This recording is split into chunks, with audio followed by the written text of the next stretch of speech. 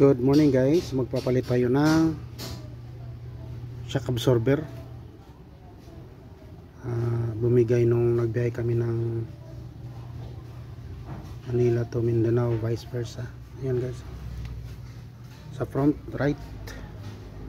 Ayan, madali lang naman to guys, tanggalin lang yung shock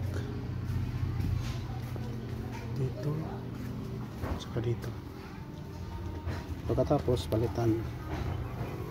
Pero bago mo to gawin, kailangan meron kang yung pang compress nitong spring compress. Yan, mahirapan kapag wala kang spring compressor o kumbaga spring press. Yan, yan guys,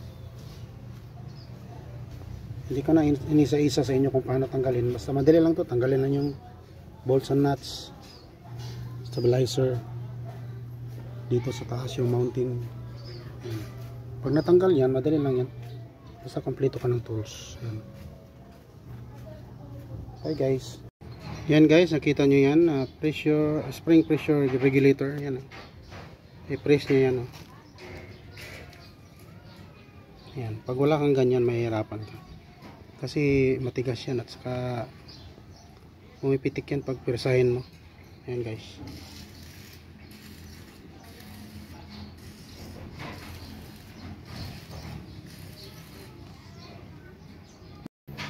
ayan guys, tanggal na hiwalay na